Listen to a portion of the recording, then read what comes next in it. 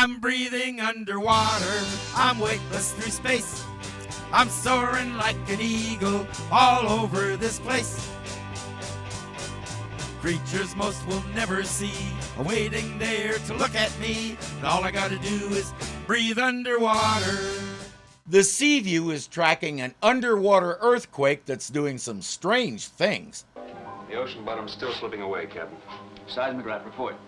Seismograph's still recording bottom slides all through the area, Captain. Keep 100 feet of water below keel. Follow the bottom on down. Aye, sir. Channel all data through the computers for chart revisions, Mr. Morton. Yes, sir. The way the tremors are happening, they're turning the soil and such on the bottom to slurry, and gravity is doing the rest. The entire contour of the bottom is changing drastically, which means it'll all have to be mapped again before it'll be safe for submarines. It's a layer of silt hiding the true bottom. I want to know what's under there. Diving team, stand to. What's under there? I think he just said it, the true bottom. The loose material is sitting on top of the solid bedrock material. That's how it usually works on this planet, so I'm not sure what he's so curious about. And if it's buried under tons of silt, I'm also not sure what he thinks divers are going to do about it.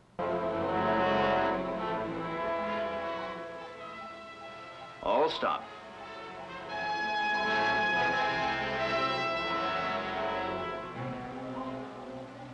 A city. Crumbled with the decay of centuries. And it looks like a city of the future.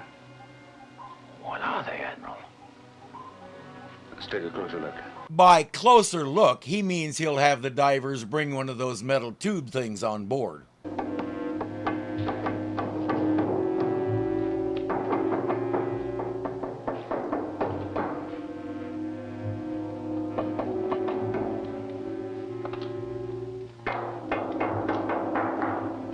You've been knocking for an hour. I don't think they're home. Leave a note. This thing doesn't have any seams that anybody can find. No trigger to open it. How does it work? And what's inside? It does seem to have a small window. Nelson will scrape the accumulation of centuries off it, and let's see what we can see.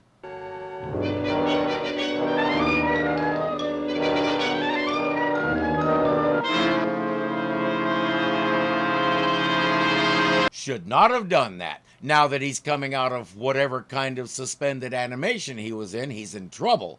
There's almost no air in there and he's suffocating. It'll take some major creativity to cut through that mystery metal, but eventually, Yankee ingenuity triumphs.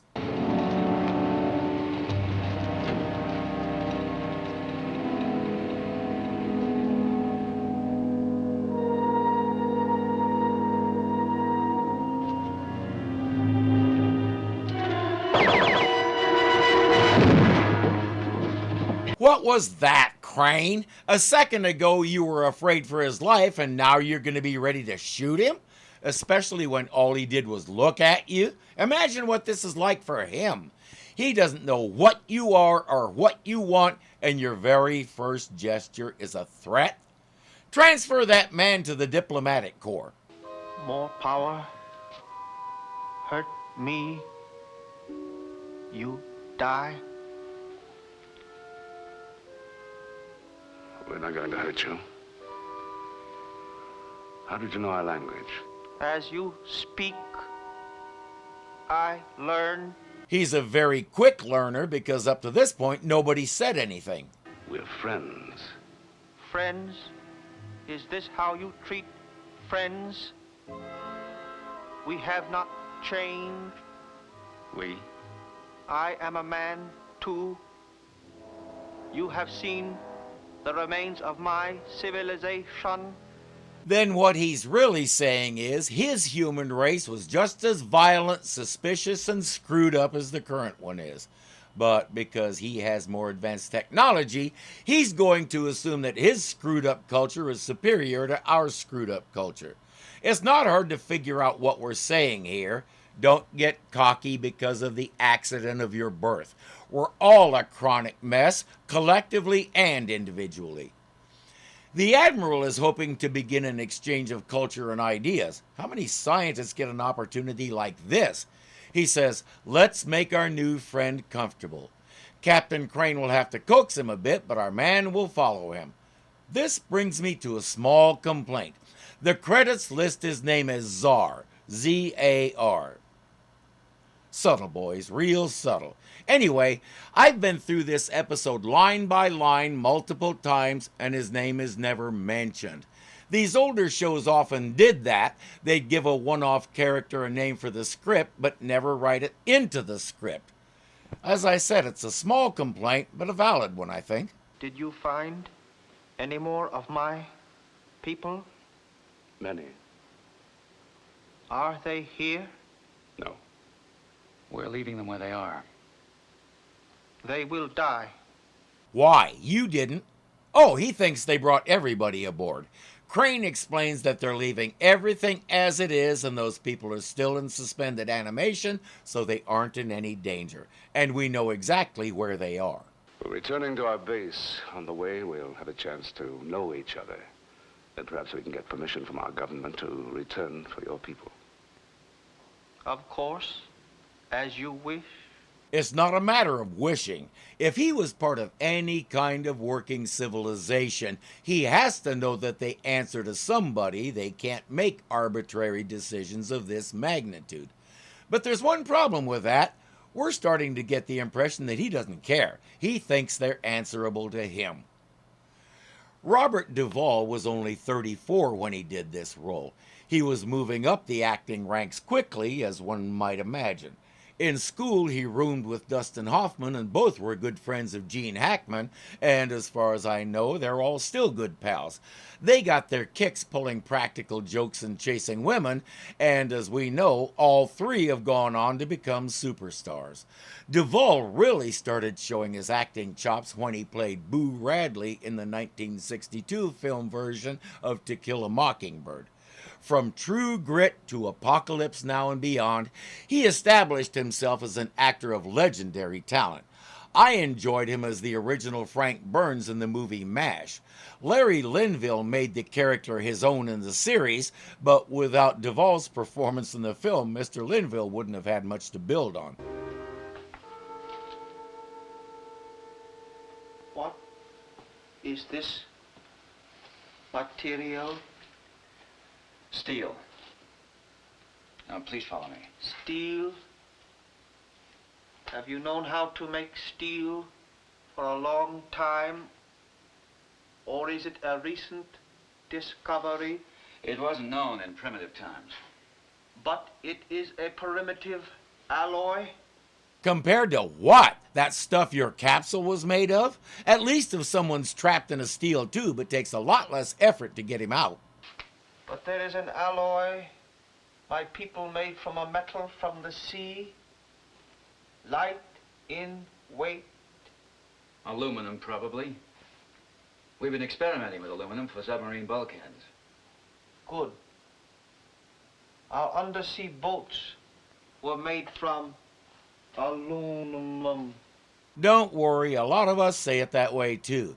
Just be glad a British sub didn't find you, or you'd have to learn how to say aluminium. Your light emits unnecessary heat. Yeah, we do that so people can learn how to change a light bulb and juggle at the same time. And we're working on that. We had known that some semiconductors emitted light since 1907. A Russian scientist created the first actual light-emitting diode 20 years later, but it wasn't very practical because the light it put out was too weak to be useful. The problem was the material he used. The next 40 years or so would see various labs around the world experimenting with different metals to see what produced the best results. By 1961, researchers at Texas Instruments had developed diodes that produce light in the infrared spectrum, and somebody realized that if you modulated the light beam, you could use it for secure communications. Connect the emitter to an optical cable, put a light-sensitive diode at the other end, and talk. A year later, the first red light diodes were developed, and the rest, as they say, is history. This show often got prophetic that way. At times they seem to foresee advances in our technology, which is both really cool and a little eerie. You have not yet learned to conduct electricity without Wires. No, we haven't learned to conduct electricity without wires. Then you must have a central wiring place. Well, do you? That's none of his business, Captain. Let me offer you a useful sentence to keep in your pocket for occasions like this. I am not at liberty to divulge that information. If he pushes, just keep repeating it until he gets the message. You don't need to know. Do we what? Do you have one central place where all electrical circuits come together? Forward. Beneath the control room. He's going to regret that, and he knows it. He doesn't know how or why, but he knows it was a big mistake. He takes Czar to his cabin. What is that? It's a bunk. Bunk? What is it for? For sleeping. Sleeping? Yes, sleeping. You do sleep, don't you? Ah, yes, sleeping. What the animals do. I understand. He just called us animals. He says his people learned how to do without sleep. Apparently, that also makes them superior to us lower animals. The most compelling part of Robert Duvall's performance for me is the way he conveys pure smugness. He looks down on these latter humans as if they were bugs. Your people never slept? Never? Oh, when they got tired, how did they rest? Ah, yes, I see you. Your civilization has not yet discovered that animals sleep because when the sun goes down, it is difficult for them to see. Tell me about nocturnal animals, then. Circadian rhythms only explain so much. Not because the animal needs to sleep. We sleep because we get tired. No, you sleep out of habit because the animals you evolved from slept, not because you need it. Think. Aren't there creatures who don't need to sleep? Some fish, dolphins, sharks, they don't sleep. It's true that most sharks don't sleep as we understand it, but they all have some way of taking extended rest periods, and they can put their brain into a kind of inactive state while their basic senses remain alert and checking for danger. We don't really understand it. As for dolphins, to put it in terms that are simplified to the point of being almost useless, dolphins can put half their brain asleep at a time while the awake half keeps them breathing and all the rest. I don't know what fish Crane is talking about, but most all fish have some way of resting and doing things similar to what sharks and dolphins do. All Earth's living creatures rest. That might be a better word for Crane to use. You see, one saves much time by not sleeping. That's the smug I was talking about. You can feel him talking down to Crane as though he's a sentient pet. Crane isn't going to try to pursue it anymore. I think we're going to regret ever having opened that capsule. What happened? Nothing I can put my finger on. He's... The word you're looking for is arrogant, not to mention nosy. weird. Oh, that's certainly useful. That could mean anything from he wants to take over the boat to he has an extra nose on the back of his head. You know, he's probably thinking the same thing about us. I think we should head for home, Lee. I think you're right, sir. That'll become important later on. And now I really want to sit Crane down and ask him one simple question.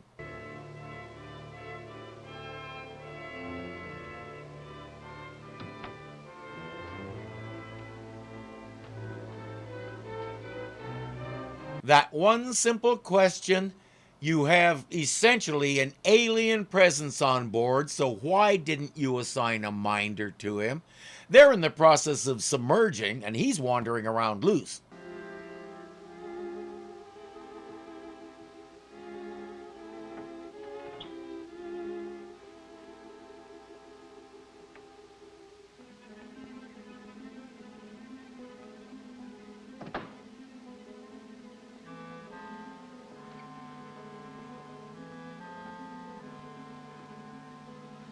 I told Crane not to answer him.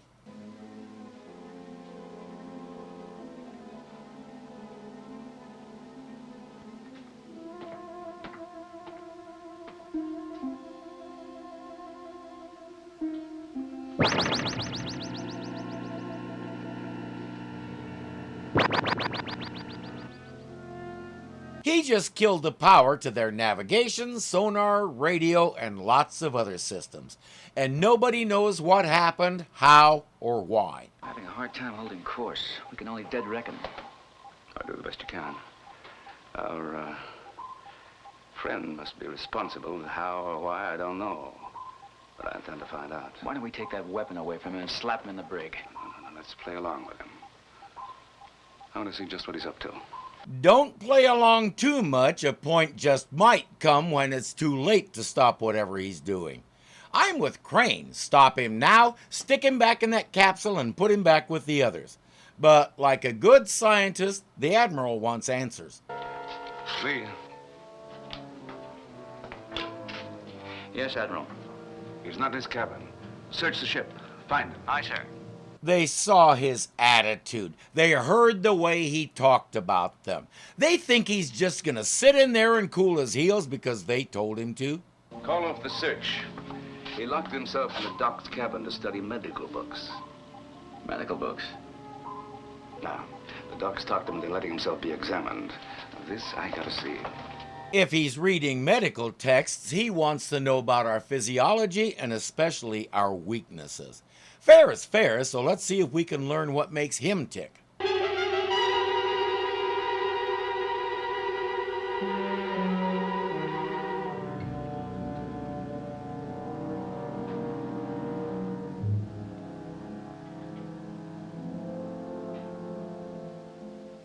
That looks like a standard 60s era fluoroscope machine. My family doctor had one.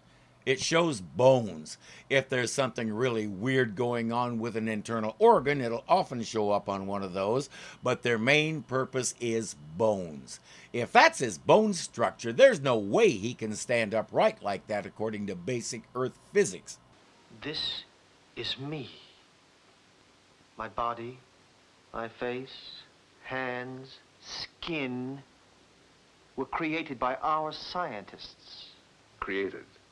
Our scientists knew we were doomed, but that man would evolve again someday in another form.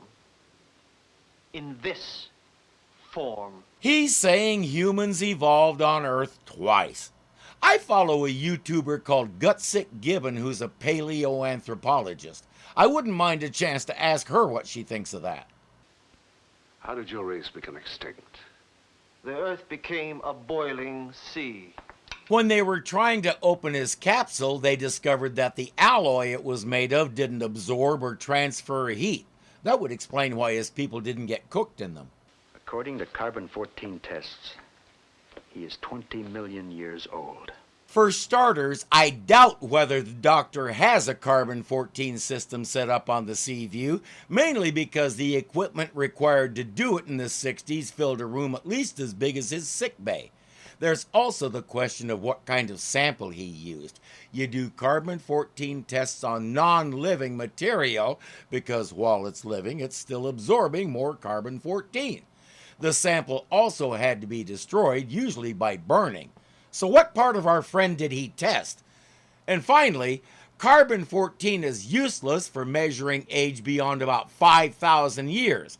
If he's sure his carbon-14 test came out 20 million years, he has better equipment than the entire world's scientific community. And he's not being very nice hogging it all for himself. Fire, ice, and water have covered the Earth many times since my civilization was destroyed. You must be the product of another evolutionary cycle. No! Now, don't be frightened. I'm just taking a sample of your blood. Put that down! It's set on the lowest power, Admiral.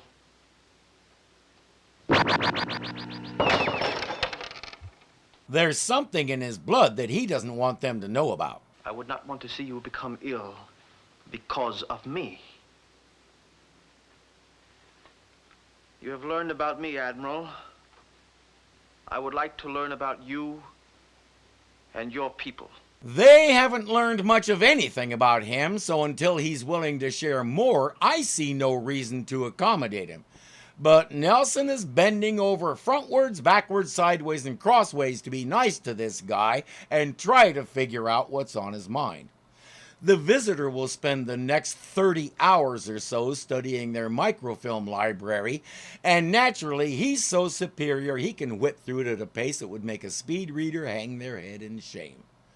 After he leaves, the Admiral and the Doctor are able to scrape together enough undestroyed part of that blood sample to get it under a microscope. Not a sign of life. No bacteria, no germs, nothing. It's impossible. There must be airborne bacteria or germs from the deck where we collected the sample. Nothing. Well, let's use the electron microscope. It's not working. None of our high-voltage electronic equipment is working. He incapacitated all the electronic stuff, remember? Captain Crane is having to navigate by a sextant. Excuse me. Yes, sir? What is your name? Foster, sir. I have been reading about diseases, Foster. Do you often have diseases? No, the doc has a lot of penicillin aboard ship. At the first sign of anything, we usually get a shot. These shots, are they effective against all disease? Well, the doc has something for just about anything that ails us. Good. Foster's just one of the guys, so he won't think to ask why this dude wants to know all that. Oh! What happened, sir? I cut my hand. Would you look at it for me, Sure. Foster?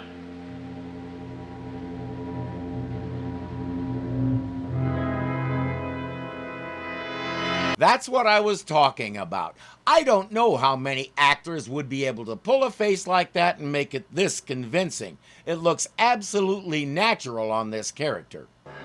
Just relax. Just relax. You're gonna be okay, Foster. Just take it easy.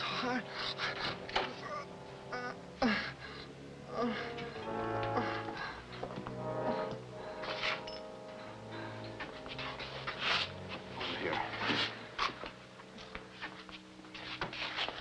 Temperature is 106. I examined his blood under the microscope, and I can't find any sign of bacteria or virus. In other words, exactly like the new guy's blood. Foster won't make it, in case you're wondering. Nelson and the Doctor have to come up with a way to power up the electron microscope. Both have a sneaking suspicion that's the only way they're going to find any answers. Baldy McBraggart sure isn't giving them any. You are on the brink of self-destruction. I had hopes. What do you mean you had hopes? I am more than a relic of the past. I am the future of my people. Without me, they cannot live. I have duties I must do for them. Hold on. The divers grabbed that capsule at random. Most likely it was the one they were closest to and they just happened to pick up the Grand Poobah? Okay, I'll buy that. What duties? Before I release my people from their capsules, I must decide if our two civilizations can live together. And if you decide that they can't? Then I destroy you and your civilization. And who put you in charge of the planet? Suppose they decide you should be destroyed. But he has a superior gun, so that means he's better and he should be the one to survive. Get real, dude. You can't even grow hair. Crane will quietly call some guards to subdue him, but they can't do it. He's too strong and too quick with that zappin'-madoodle he has. If you would have killed me, nothing would have saved you, nothing. Leave us alone. We have very little time, Admiral. I must decide.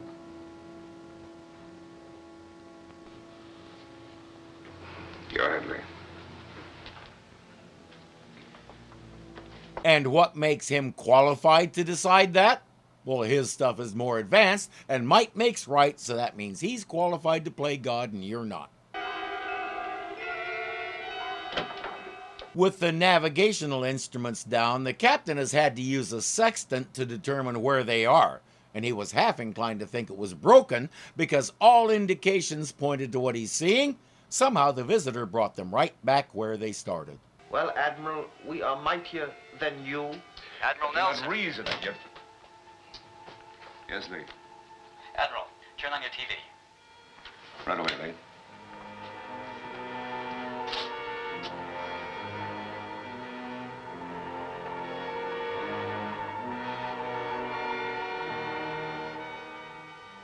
We're back there. You sail in a circle. How? We were a highly technical civilization. Maybe one reason his civilization couldn't survive is because the might makes right approach isn't sustainable. Eventually, someone will come along with more might than you, and then they're right and you're not. If you don't believe me, ask the Roman Empire or Nazi Germany. Domination by force is tenuous by its very nature because most people don't like to be dominated, and sooner or later they will do something about it. In his case, it seems like the earth itself rose up to put a stop to what they were doing. Some guys just can't take a hint.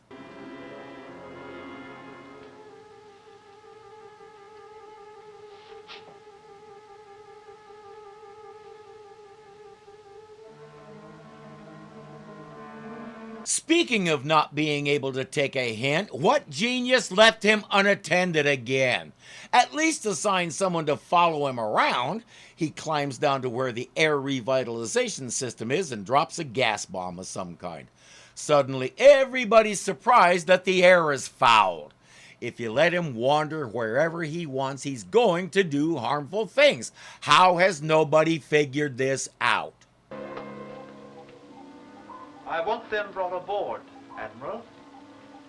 No. You will eventually. We'll remain right here until you do.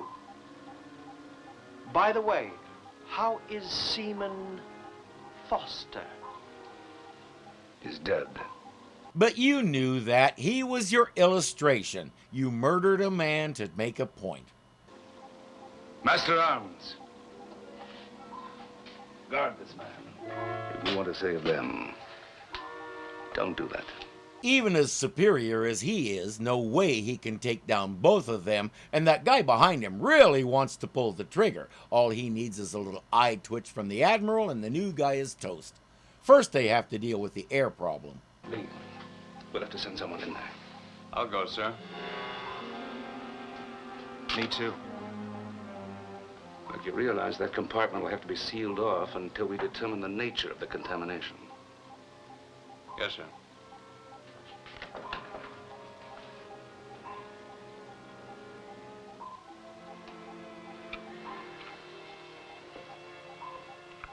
You can bet that he had something to do with this. Brilliant deduction, Watson. That has to be the least useful line in the whole thing. Morton and Kowalski are heading in there. Mr. Big Shot used his weapon to fuse the hinges so the hatch to where the gas bomb is can't be closed, so it's necessary to close the upper hatch behind them. Now the biggest problem is they only have one oxygen tank. They have to share. We'll share it.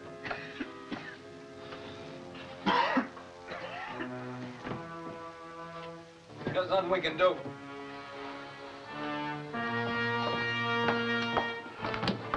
Morton, what's going on down there?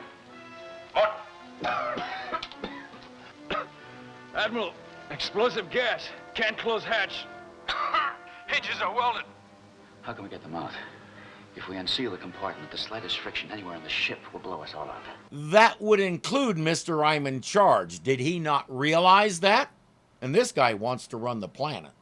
Captain. I've had it. I don't care what power you've got. If he moves, if he speaks, if he twitches, kill him. That took long enough. Alternatively, do you have any chloroform on board?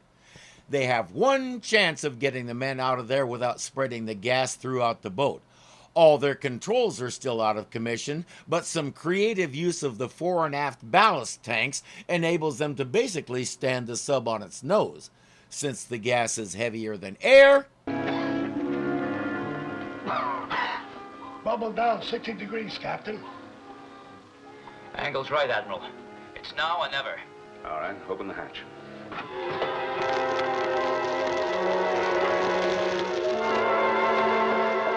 our saboteur isn't too happy about being thwarted, and that's just too stinking bad. But with power restored to the electron microscope, the doctor has found out what he meant about them all being dead if they had killed him. Filterable virus. Botulinus strain. Enough here to wipe out a good-sized city. Think how much he has in his body, and that's how he planned to destroy us. The way this strain multiplies, if he's wounded in any way, enough botulinus would filter through the bulkheads and into the sea and... Multiply infinitely. Our race would become extinct, and theirs would regain possession of the Earth. But when he cut himself to infect Foster, why didn't it drift all through the place then? I doubt he can control it, so that there is what we in the reviewing trade call a plot hole. It's a small one that doesn't affect much, but pointing it out is part of the job. The best way to get rid of this stuff is the good old American way. It must be completely consumed in fire, without a trace remaining.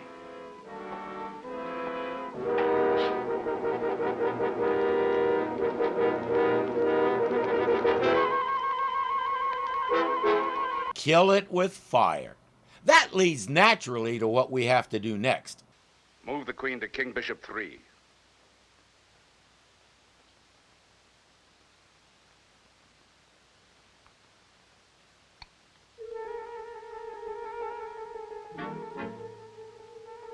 Good.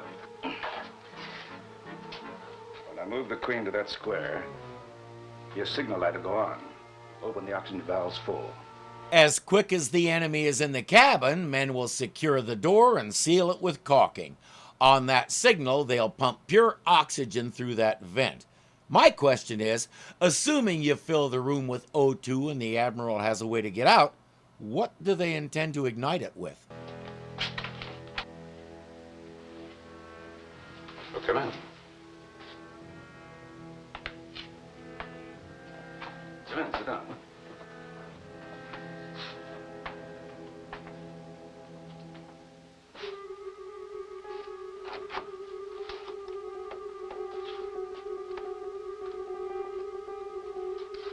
Nelson is keeping our friend's mind busy while that's going on. Persuasion is not a very effective weapon against you, is it? On the contrary, I have been much affected.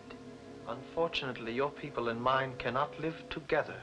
Seaman Foster's death proves that. Is murder, you mean? An experiment, Admiral. Had Foster lived, or had your medicines advanced so that you could cope with our normal viruses, then we might have been able to coexist. Or if you were willing to share some medical cures that you have for this virus, but you don't know how to deal with it either, do you, Sir More Advanced? You don't know how to keep it from killing us either, so you adopt this smug attitude and refuse to care. That's not superior, dude. That's a puny ego trying to convince itself that it's superior. Look at your average American billionaire and you'll see that dynamic in action on a daily basis. And that was the signal. The O2 is pouring in. I'm still wondering what the plan is after that. I must destroy you. Destroy me and the virus will spread from the sea to every corner of the earth. We'll see. Delton?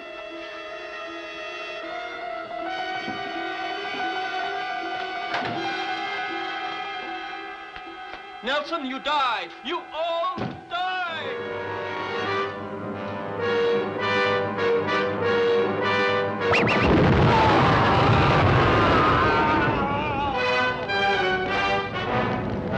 I don't know why I didn't see that coming.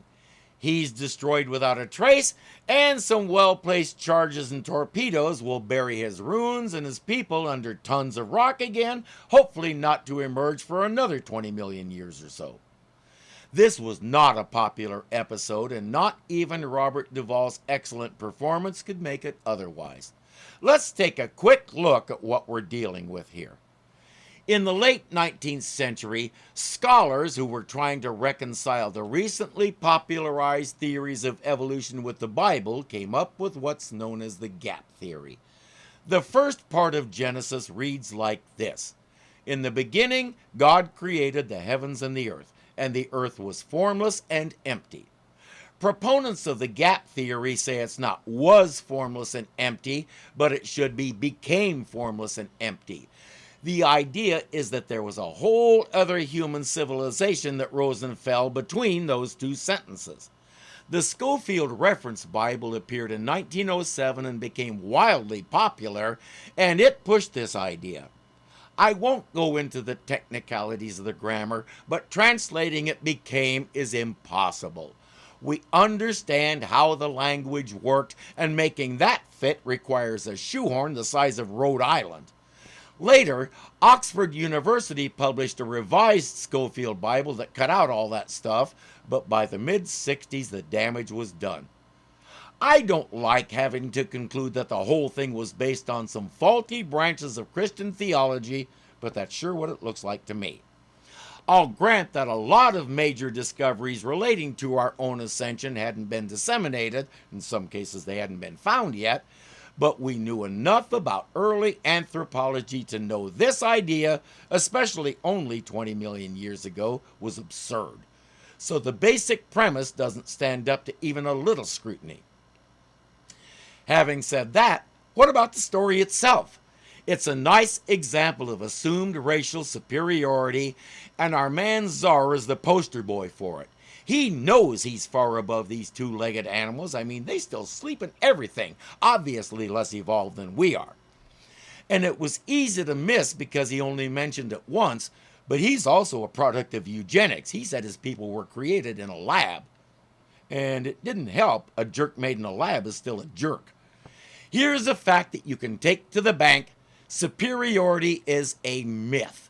We're all at the same level here. The differences that we let divide us are largely made up. People are people, and people are individuals. Some are worth your time, some aren't. And you can't tell just by looking, even if you do have one of these. I'm breathing underwater, I'm weightless through space. I'm soaring like an eagle all over this place. Creatures most will never see are waiting there to look at me, and all I gotta do is breathe underwater. The accumulation of centuries. He's a very quick learner. True grit to Apollo what? They got their kicks come on. Cracking political jokes. Yeah, good grief, David. A different level, metals. Really? Bending over. Throw that line out.